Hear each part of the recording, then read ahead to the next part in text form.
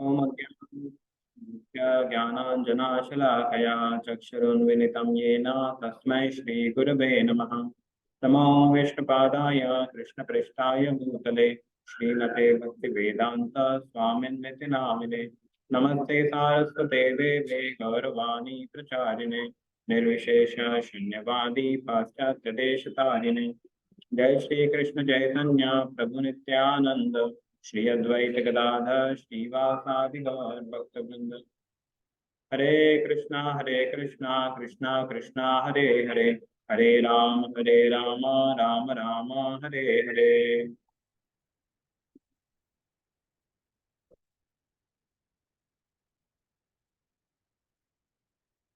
Hare Krishna. So today we are going to discuss about this teachings of Queen Kunti, that is chapter 6, Master of the Senses.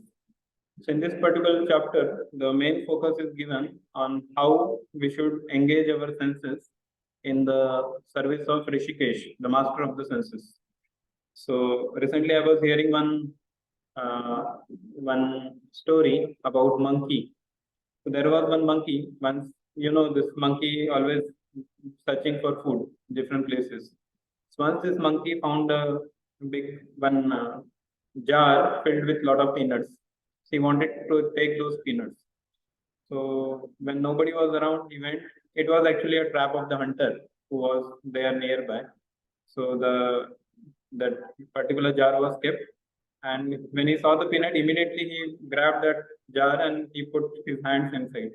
And then he found that he is not able to take it out because the jar, the main mouth of the jar was very small. So as soon as you put your hand, hand goes, but then when you have to remove it, because it is like you have to bring the peanuts back. So you can't remove in the same day. So what is the solution? Solution is just remove the peanut and then you can remove your hand very easily.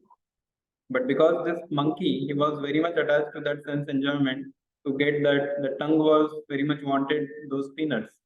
So somehow he couldn't do that. He was trying to struggle, and that jar was properly fixed it in one place. So he couldn't take the jar and run away. That also couldn't happen. So then he was trying a lot, trying to get, and then he saw that a hunter is coming from the far away. Still, he was not letting his hand come out. He wanted the peanut. Somehow he thought that let me do some trick and somehow take out the peanut and then run away. But in this, so much he was totally into that, and by the time hunter came, caught him and took him. So we see that sense enjoyment or attachment to the sense enjoyment sometimes may lead one to take his life also. So that's why one has to be very cautious, and one has to purify his senses by practicing spiritual life and by chanting of the holy names, by association of devotees. So in this way, because sense gratification is never leads us to any successful path. It always degrades us from our position. So because that is not our real position. Our real position is to serve the Lord and satisfy his senses. And that's how we will also be satisfied. Whereas so-called enjoyment in this world, that seems to be very much satisfying, but actually it always ends up into misery. So today we are going to discuss more on this particular subject, that is sense gratification versus sense purification. So let us now start with our teachings of Queen Kunti, the nice verse, chapter 6, text number 23. It is a Bhagavatam text 1.8.23, which are the teachings of Queen Kunti. So please all of you recite after me. Yatha Rishikesh Khalena Devaki यथा Rishikesh खलेन Devaki Narudati Chiram Sucharpita कंसेन रुद्राचिरं सुचर्पिता Vimochitaham Sa Chasahatmaja Vibho विमोचिताः च सहात्मजा विभोः Vayevanatena Muhur Vipadganat. तव एव नातिरामोहरविपद्गणात्. Yeah, so in the translation, so Queen Kunti is basically saying, "O Rishikesh, master of the senses, lord of lords, you have released your mother, Devaki, who was long imprisoned. and distressed by the envious king Kamsa, and me and my children from a series of constant dangers. So in this way, basically she is telling that in Devaki also you saved, you released your mother, and now you are in. As far as my case is concerned, my situation, you are showering more blessings on me, and because you not only saved me, but you saved my children also. So, and we have discussed the first paragraph of this purport in the last two sessions. Almost two sessions we devoted only for this one paragraph because it was very, very important. We had elaborate discussion on this. So, mainly the theme was Krishna bestows more favor upon a devotee who is in greater dangers. Yeah, so today we'll go ahead with the next paragraph. Yes, Aditya Bro, you can read. Yes, Prabhuji. Devaki, the devotee who became the mother of Krishna, was not an ordinary woman. After all, who can become the mother of the Supreme Personality of Godhead? Krishna agrees to become the son only of the most advanced devotee. In their previous lives, Devaki and her husband underwent severe austerities, and when Krishna therefore appeared before them, wanting to give them a benediction, they told him that they wanted a son like God. But where can there be another person equal to God? That is not possible. God is asamordhva. That is, no one can be equal or greater than him. There cannot be any competition. One cannot say, I am God, you are God, he is God, we are all God. No, one who says this is a dog, not God. For God is great and he has no competitor. No one is equal to him, everyone is lower. Ekale Ishwara Krishna Ara Sabha Pratya. CC Chaitanya Charitamrit Adilila 5.142. The only master is Krishna. God and everyone else is his servant, including even great demigods like Brahma, Vishnu, and Shiva. Not to speak of others. Shiva Vrinchi Nutam. So, Srimad Bhagavatam 11.5.33. In the Shastra, the Vedic scriptures, it is said that Lord Krishna is offered respect even by Lord Shiva and Lord Brahma, the topmost demigods. Above the human beings, there are demigods. Yes. So here in this paragraph, it is said that Devaki, the devotee who became the mother of Krishna, was not an ordinary woman. Basically, in her previous life, Devaki has done a lot of spiritual pious activities, so that she got Krishna as her son. So we see that whoever has taken birth, sometimes we sometimes may think that, oh, this Krishna Lila, so many characters, so many people are there, Gopal, Gopis, they are getting such intimate association of Krishna. They are getting to play the different roles and they are getting so intimate relationships and everything. So what is their credit? Is it just a causeless mercy? So no. So here Prabhupada is giving the answer that these are not ordinary people. Even Devaki, she had done a lot of pious activities in her previous life. So that, and she and her husband both came as Devaki and Vasudeva. So in the previous life, they had done some pious credit and they wanted Krishna to be, they wanted a son to be like God. But then Prabhupada said, who can be a person like God? If somebody has to come, then he has to be God only. So that's how Krishna comes as their son, and because he also wanted to do his pastimes in this earthly planet, so for that sake he takes a mother and father, and then he takes his birth, and that's how he does his various pastimes. So each and every character, each and every people we see in the Krishna Lila, those who are able to see Krishna, those who could be there, so they are really great personalities. So some of them are descendant from the spiritual world directly. Some of them were into that what we say very advanced stages and all, and then later they joined the pastimes of Krishna. So that's how this is very wonderful. So nothing comes just by chance or just by anything. Of course, if mercy, Krishna has to give mercy to someone, then nobody can. It is like nobody can stop it. It has to come to that person. And but otherwise, we have to be qualified to get that particular mercy. Okay, so coming to the next paragraph. Yes, Jitendra Prabhu, next paragraph. Above the human beings, there are demigods. As we human beings are above the lower animals, above as there are demigods. The most important whom are Lord Brahma and Lord Shiva. Lord Brahma is the creator of this universe. Lord Shiva is its destroyer, and Lord Vishnu, who is Krishna himself, is a maintainer. For the maintenance of the material world, there are three gunas or modes of material nature. Satguna, the mode of goodness; Rajoguna, the mode of passion; and Tamaguna, the mode of ignorance. And Lord Vishnu, Lord Brahma, and Lord Shiva have each taken charge of one of these modes. Lord Vishnu of Satguna, Lord Brahma of Rajoguna, and Lord Shiva of Tamaguna. Yet these three controllers are not under the influence of gunas, just as the superintendent of all jail is not a prisoner, but the controlling officer. So Lord Shiva, Lord Vishnu, and Lord Brahma control these three gunas and are not under the control of these gunas. Yes. So in this paragraph, mainly it is told about the position of Lord Brahma, Lord Shiva, and Lord Vishnu. They are so as you already know about this, they are the in charge of for the three modes of material nature. Each of them, like Brahma, is like for the mode of goodness, and Vishnu is for mode of goodness because it's maintaining. So whenever creation happens, that is like passion. You need a lot of passion to create something. But to maintain the same thing which is created, it requires some goodness so that you can maintain it. And tamoguna ignorance is required to destroy the things. So that is how each of these personalities, they have taken charge of one of the three modes of nature. So one may say that okay, that means Shiva is in the mode of goodness, ignorance, and Brahma is in mode of passion. No, not like that. These are very great personalities, and they doesn't come in any of the modes. They are above the modes. So they are so. Anyone knows what example is given by Prabhupada in this purport? How can we know that these personalities are above the mode, even though they are taking charge of particular mode, but they themselves don't come? Like suppose you are in charge of uh, some maybe crowd control or some very passionate activity you are told to do. So one may say that okay, that means he is in passion.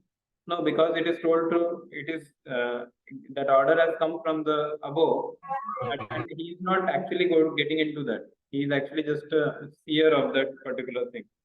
So basically, Lord Brahma, when he creates, he is not actually into the passion things. He is just creating the things. He is making the material world different things, but he is just utilizing that passion to do those things. But actually, he is not in mode of passion.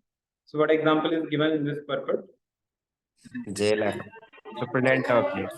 Yeah, superintendent of jail. So superintendent of jail, he is also sometimes you may see him around the jail. He is going different from one compartment to another. One cannot say he is also in the jail. No, he is not in the jail. He may be apparently in the jail, but actually he is not affected by the rules of those jail, which are applied for the prisoners.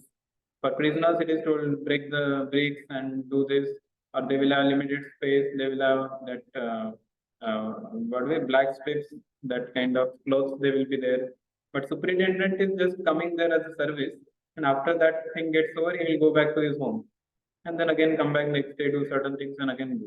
So he's not obliged to be there by the rules, or he's not caught up in those jail things. Similarly, this wonderful analogy Prabhupada is giving here. Okay, next one. Next one is Arvind Pro. You can read next paragraph. But above all others, the supreme controller is Krishna, who is known as Gratification. The word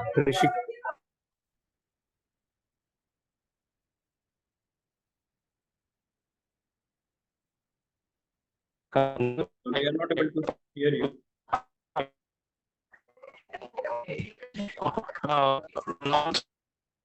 proves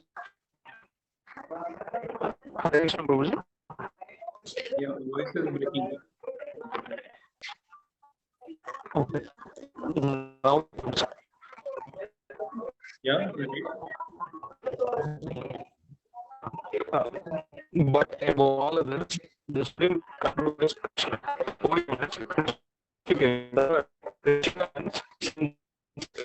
our senses. The controller of senses is Krishna. Consider my hand. For example, I claim this is my hand. I can fight with you with a good fist. I am very much proud, but I am not the controller. The controller is Krishna. Because if he withdraws my hand, its power to act, the hand will be paralyzed. Although I claim it is my hand and I shall use it, when it is paralyzed, I cannot do anything. Therefore, I should understand that although I possess this hand by grace of Krishna, I am not the controller. This is Krishna consciousness.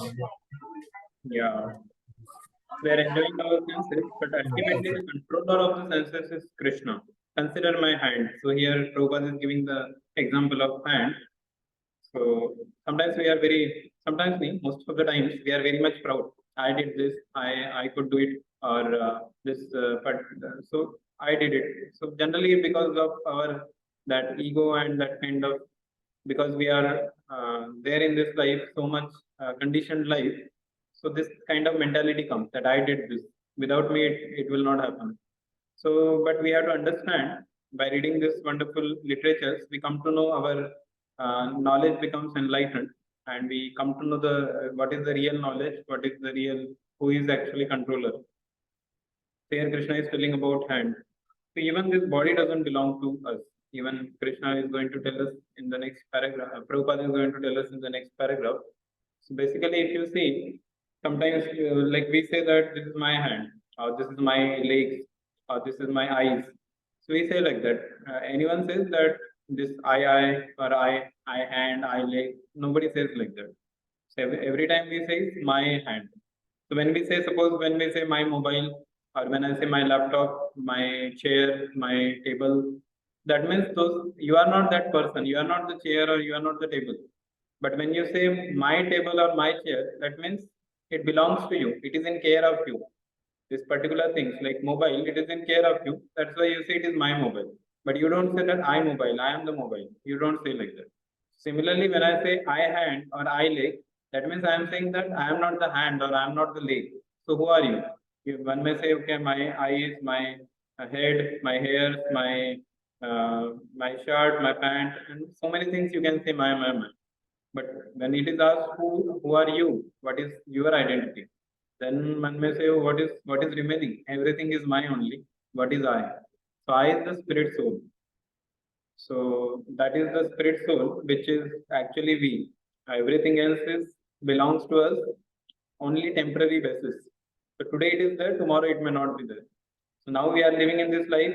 We have got this particular body, particular shape, particular the what we say, particular haircut or the shape, even the size of our what we say, face and everything, face cut and all. Everything we have got in this life, but as soon as we die, then this body is not going to go ahead because we are not this body. The soul is there. Soul will go to the next body, and then the body will be completely different. So we see that every life we have different bodies, and the soul is just changing the body.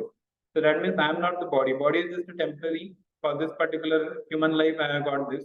Maybe in next birth, in case I have committed some sinful activities, I may have to get degraded to a lower species of life, and then my body will be something else. But even in that particular species, people are attached to that particular body. He says, "Oh, I am the pig, or I am the this particular animal." So that identification is so strong that one may falsely identify himself to such bodies. But actually, everything belongs to Krishna. So then, when everything belongs to Krishna, then it has to be utilized in the service of that person whom it is belongs to. Like you see, there is a master. Like you go to a rich person's home, there is a master who is the owner of the entire palace, and there are many servants. They are taking care. Sometimes they are cleaning the rooms, and there will be some drivers also who is driving the car. So just because the driver is driving the car, he cannot say that this car belongs to me. If he says like that, immediately the master will remove the driver and bring the next driver. So, but sometimes it may happen. The driver, because he is driving for a long time, for years together, sometimes he may think that this car belongs to me. And then he will, once in a while, when the master doesn't know, he will take the vehicle to his home, and he will take his family and take him and tell them that, oh, I have purchased a car, and he goes here, there. Then immediately master, as soon as he comes to know that the servant is doing such things, immediately the penalty, fine will be charged to him. And then again, then he comes to his senses, no, this doesn't belong to me. I am just a driver here. I'm just doing the service of driving, and I get some salary because of that. So that's how we see that living in, and this is our position, what I told about driver. So all of us are actually drivers seated in this bodily machine. So we are the soul, spirit soul, driving this body somehow, going from one place to another, learning different things and doing different activities. This is just we are just a driver in this body. But the real master of this body is the Supreme Lord. So that's why it is said that our body we have to utilize in the service of the Lord. If one doesn't utilize his body for the service of the Lord, then it is like misusing, like this driver who was taking independently the vehicle from other place. So that's how we get punished. We get punished for our karmas. So we will also get penalty or some fine or some reaction for what we have done. So it is said that anything you do without uh, without keeping Krishna in the center or without Krishna consciousness, you get punishment for that. So every moment, even if one moment you are not Krishna conscious, that means you get that punishment or you get that reaction for that. And then you are actually accumulating those karma, and then further those reactions will come. So that's why we need to be very, very careful. So that is here, Prabhupada is telling about this thing. So I shall use it. And Prabhupada is also telling one more thing. When it is paralyzed, I cannot do anything. So when the person gets paralysis, so till now he was so much proud. I can do this, I can do that. I can fight with 10 people and I can win the match. But as soon as you are paralysis, you can't, what to speak of 5 people, you cannot even do the things of your own. It becomes so difficult. So one may, in the medical terms, you may see that there are different parameters. Some nerves got stuck or something happens and paralysis happens. But even after paralysis, people are only rare cases, one may actually come out of paralysis. But most of the cases, they remain like that. Because Krishna, the Paramatma in our heart, it has lost, it doesn't approve that particular part to function like that because of our previous karmas. And that's why we cannot do anything with that. So even the hand is there, but we can't lift it because there is no sanction given. Okay, next paragraph, Abhishek to this one. A sane man will think, if this hand is ultimately controlled by Krishna, then it is meant for Krishna. This is a common sense understanding. I claim this is my hand, this is my leg, this is my ear. Even a child will speak this way. If we ask a child what is this, he will say, it is my hand. But regardless of what we claim, actually it is not our hand, it is given to us. Because I wanted to use my hand in so many ways, Krishna has given it to me. All right, take this hand and use it. So it is a gift from Krishna, and therefore a sane man always consciously thinks, whatever I have in my possession, beginning with this body and my senses, is actually not mine. I have been given all these possessions belongs to Krishna. Why not use everything for Krishna? This is intelligence and this is Krishna consciousness. Yeah, so I just elaborated this thing also, that if everything belongs to Krishna, then why not use everything for him? Why to? So this thief mentality. Just imagine there is you are you are in the railway station, you are going to some other destination, and you are carrying your luggage. And when you are carrying your luggage, you are waiting for the train, and you keep your luggage beside, and you are sitting there. And suddenly one person comes, takes the luggage, and he is going ahead. So what you will call him? You will say, "Oh thief, why?" You will say, "Thief, you are stealing my bag." He says, "No, this bag belongs to me." I say, "How is it? It is I only brought it. I am keeping it here. All the luggage inside is mine." He said, "No, I am taking it," and he starts running. Immediately, you will call 10 people and you will say, "This is the thief. He is stealing my bag." And people will catch him, and then they will give him nice beatings, and then he will come to his senses, and then he will say sorry, and those things will happen. But actually, if a person who is not utilizing his body or his the things which are given to him, even his intelligence and skills, if he is not utilizing it for the service of the Lord, then he is also like that thief who is taking the bag and running away.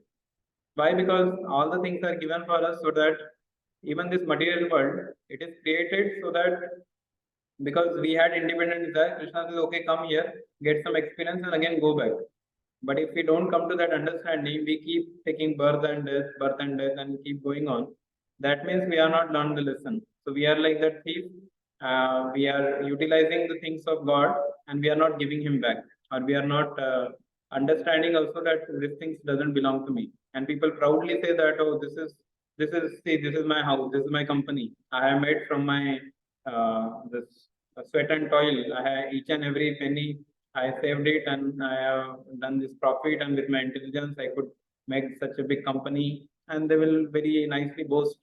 But actually they are considered to be thief in the Bhagavad Gita and Srimad Bhagavatam in the scriptures, because they are actually stealing the property of God. They are not utilizing it for the right purpose. Like I can say, like all of us are now on this Zoom, so all of us are using electricity through computer or mobile and different things. Even fan we use, AC, and so many things. So if you see all of this in things, you are using electricity. At the same time, you are paying to the electricity bill, and that's how you are getting it. So you pay and you get it. You pay for the water, you get the water. Then you pay for different things, even for vegetables and different things you pay, and then you get it.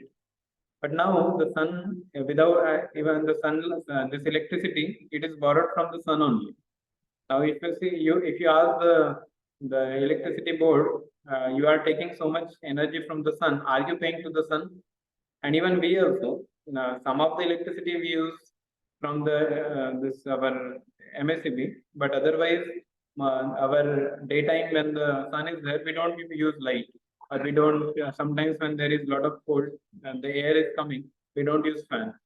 So, but where is the payment? Where is the payment for sunlight? Where is the payment for the air which Lord is giving?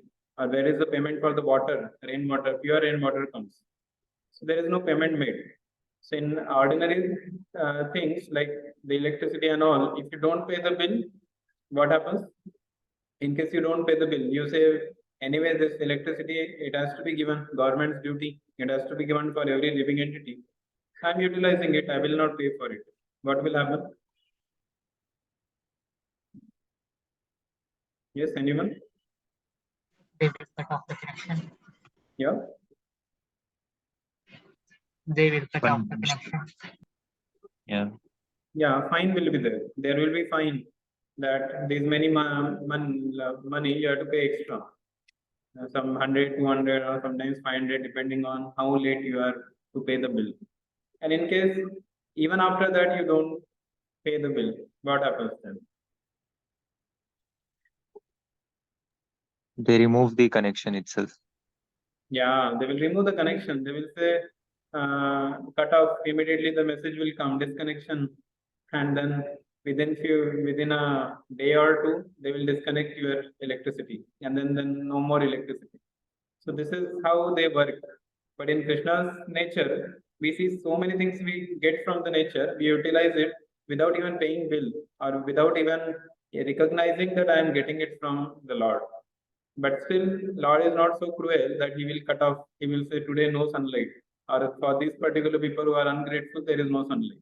Of course, if somebody is ungrateful, he gets that karma at the end, maybe in the same life, or whenever the karma is fructified, he will get the reaction for that. So that's how the laws of nature works. But the main point was that we get everything from Lord, but we don't utilize, or we don't pay back anything. So that is what Prabhupada is pointing out, that we should utilize everything in service of the Lord. Otherwise, we are considered as thief. So that's how we see that many people in this world are actually thief only. So anyone who says, or who is boasting a lot, or who is thinking, I have done it, that means he is actually thief, forgetting Krishna. So that is saying also, we Lord gives, and forgives. We get, and we forget. So that is the living entity's nature. But we are very fortunate to be in Krishna consciousness, that we get to know about this wonderful things, and we are able to chant the holy names, and we are doing different spiritual activities to please the Lord. Then a devotee will not come under this karmic or bondage. He will be freed from the karmic bondage. Whereas the other person, like some of your colleagues, you may see that they are also doing the same work which all of you are doing, but they are getting into karmic cycle again and again. They are getting entangled in that karmic cycle. But we are getting unwound. We are getting liberated from the karmic cycle because we are doing the work for the service of the Lord. Okay, next, Ashish, next paragraph. Yes. So everyone is part and parcel of Krishna, Mamai Vamso, Jiva Loke, Jiva Bhuta. And therefore, everyone's senses are also Krishna's. When we use the senses for Krishna's service, we attain the perfection of life. Therefore, Rishikesha Sevanam Bhakti Uchyate. When by our senses, Rishikena, we serve Rishikesha, the real master of the senses. That service is called bhakti. This is a very simple definition of bhakti. Rishikesha Sevanam. Not Rishikesha Sevanam, service to the supreme master of the senses, not to the sense themselves. When we use our senses for sense gratification, we are in Maya, illusion. But when we use our senses for the gratification of the master of the senses, that service is called bhakti. Yeah, so what is Maya or illusion? What Prabhupada is saying in this purport, what is Maya or illusion? Prabhuji thinking that we are the body and trying to enjoy, exploit the resources of this world. So when we think that we are the proprietor, so we are in Maya. But the real proprietor is the Lord. Yeah, but exact sentence what Prabhupada said here, he said something about senses. What kind of use of senses we will be in Maya? When we are using our senses for the sense gratification. Yeah, correct. When we use our senses for sense gratification, then we are in Maya or illusion. And when we use the same senses in the service of the Lord, that is bhakti, that is Krishna consciousness. So that is what Prabhupada is saying here. So this is the last paragraph which we are discussing for today. So basically, once we had asked, we had a very big program, and many thousands of people were coming, and devotees were all making puris and gulab jamun and different items, different food items. So that time one devotee asked us that, Prabhu, how many puris you are able to make? So one person said 50, one said 100, one said I can make even 200 also. And then he asked, okay, how much you can eat it? How many puris you can eat? Then he said, oh, maximum 10, 8 or 10 I can eat. In case I want to eat also, that is my maximum capacity. One little healthy boy was there. He said, I can eat even 20 also, but no more than 20. So the making capacity was 100, 200, whereas eating capacity is only 10 or maximum 20. One cannot eat more than that. Even if he eats, then everything will come out. There's no that capacity we don't have. But the capacity to serve is more. So this actually shows that capacity to serve is more than capacity to enjoy. Why? Because that is our natural position. We are meant to serve. We are not meant to enjoy. When you try to serve, then you are not able to. When you try to enjoy yourself, then you are not able to get that satisfaction. So even if one is expert, then he may cook for 100 puris. Suppose this person is able to make 100 puris. If he is even more expert, he will become the kitchen in charge, and he will have 10 people under him, and they can each of them can make 100 puris. So then that's how he can make for thousands of people. And then if he takes more lead, like Gaurang Pro, he cooks for 10,000 people in the Kartik Yatra and all. So now one may say how one person is cooking for 10,000 people, because he is utilizing his intelligence, he is making different plans, different recipes, and everything is making it on the thing. And then there are many people under him who are utilizing that. But when it is said who has made it, they will say Gaurang Pro has cooked for 10,000 people.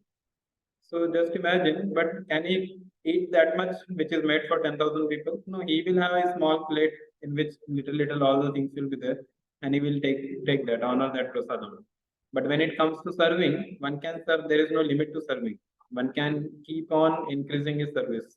So that is what Prabhupada is saying, that our senses should be utilized in the loving service of the Lord, then only it is perfection of life. Like any service you take, like I told about cooking. So when you cook, your eyes are very attentive, what to put and all. Your hands are attentive, active. Your legs, you are going from one place to another to get different items. So in that way, all your senses are getting utilized in that particular service. So that is what is engaging the service senses in the service of the Lord. Similar thing comes about dancing also. Dancing in the kirtans, you see all your even tongue, you chant Hare Krishna, you are hearing Hare Krishna mantra, you are seeing the deities, you are dancing, so your hands and legs are also engaged into that. So in that way, even this, so one of dancing is one of the thing in which all your senses, complete senses, gets engaged in the service of the Lord.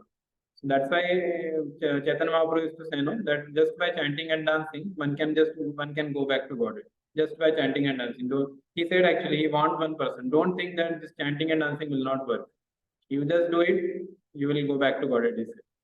Because you are utilizing all your senses in the service of the Lord. There is no and you see once you dance for a long time and then sweat comes and then you feel so satisfied that because there was no any material desires or no other things. Whereas same you do the senses you utilize for your sense gratification, you see that you will be frustrated, that things will result into misery. So that is why this is very, very important. So when we say sense gratification or sense purification, so sense purification, in summary, it happens by the service when we engage the senses in the service of the Lord. And even to get that purification, it also requires chanting of the holy names. So when we daily chant the Hare Krishna Maha Mantra, just by saying Hare Krishna, just by saying this one mantra only, our purification is happening. Because we are not, our thoughts are not going to any material desire. We are just saying, chanting the holy name of God. Immediately the purification happens.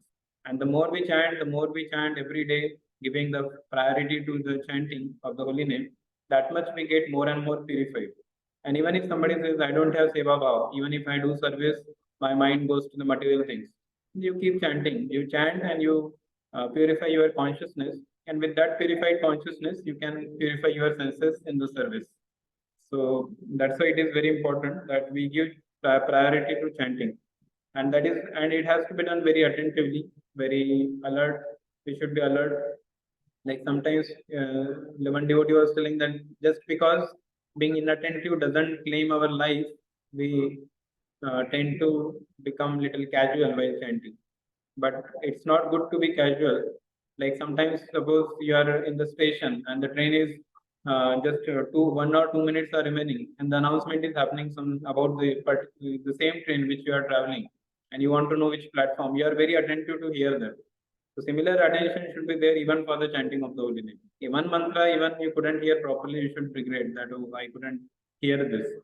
So each and every mantra, because that tendency will come the entire chanting also. So that's why we have to be very attentive whenever we chant. And the more our attention increases, that much more our purification is going to happen. So if there is no attention, then purification will not happen. The holy name is effective, but we are not utilizing it for our sake. That's why it is very important to chant nicely, to serve the devotees, serve the Lord, and then we can get this purified senses. Okay, so thank you all very much. We will end our discussion today here. And some more, I think half of the chapter is still remaining, or half of the purport of this verse. So that we will continue in the next Sunday session. Thank you. Srila Prabhupada ki jai. Jai. Jai.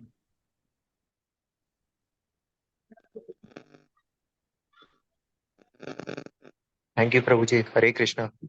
Hare Krishna.